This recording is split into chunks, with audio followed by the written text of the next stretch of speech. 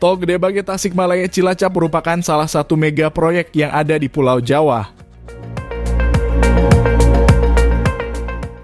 Mega proyek ini akan dibangun megah karena jalan tolnya sendiri bakal memiliki 10 simpang susun.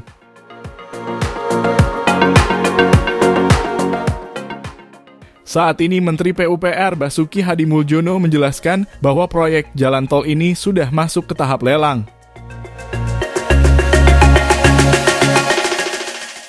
Setelah proses lelang proyek selesai, penentuan pemenang proyek ditargetkan akan selesai di tahun 2024.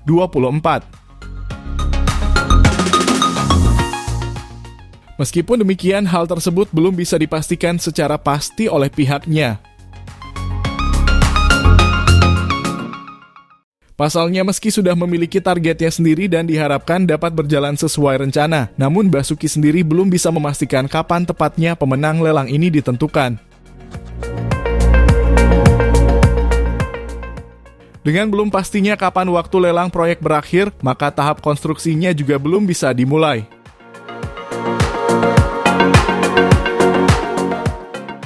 Padahal jika tahap penentuan pemenang proyek sudah dipastikan kapan dan siapa, maka Tol Getaci akan memasuki babak baru pembangunan di tahap konstruksi.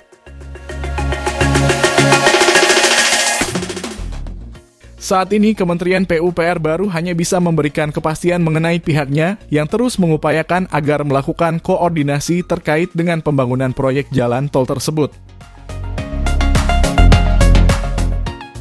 Sementara itu, Kepala Dinas Bina Marga dan Penataan Ruang DBMPR Jawa Barat, Bambang Tirto Yuliono, mengungkapkan bahwa pembangunan jalan tol Getaci ini berprogres baik.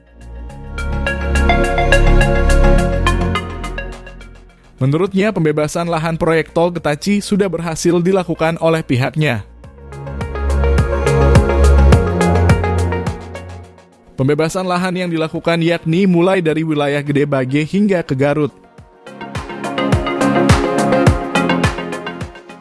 Berprogres, saya mendapat kabar posisi terakhir pekan lalu proses pembebasan tanah untuk tol telah sampai Garut, ujar Bambang. Dengan progres tersebut, ia berharap bahwa proses konstruksi tol Getaci sudah bisa dilakukan dari Gedebage ke Garut setidaknya pada tahun 2024 ini. Meskipun awalnya direncanakan pengadaan lahan di 37 desa di 7 kecamatan, namun rencana tersebut mengalami perubahan. Fokus pengadaan lahan untuk termin pertama proyek tol Getaci dipusatkan di wilayah Garut Utara. Hal ini mungkin disebabkan oleh pertimbangan teknis, kebutuhan akan konektivitas yang lebih baik, atau faktor lainnya yang memengaruhi pengembangan proyek infrastruktur. Keempat kecamatan yang terdampak oleh proyek tol Getaci adalah Kadungora, Leles, Lewigoong, dan Banjuresmi. Sebanyak 17 desa di wilayah ini menjadi fokus dalam proses pengadaan lahan.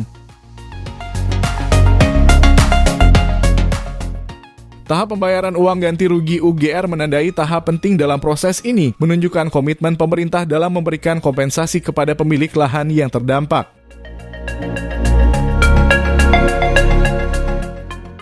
Meskipun proses pengadaan lahan telah dimulai dan mencapai tahap pembayaran UGR, proyek ini kemungkinan masih dihadapkan pada berbagai tantangan.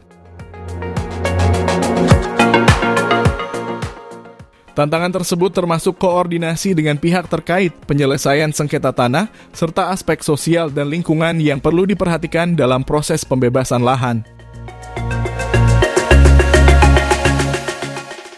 Nah, itulah informasi terkini jalan tol Getaci yang saat ini masih menunggu pengumuman pemenang lelang. Ikuti terus update terbaru informasi jalan tol hanya di channel Tolku. Sampai jumpa di informasi tol lainnya. Jangan lupa support kami dengan like video ini dan subscribe channel Tolku ini. Terima kasih.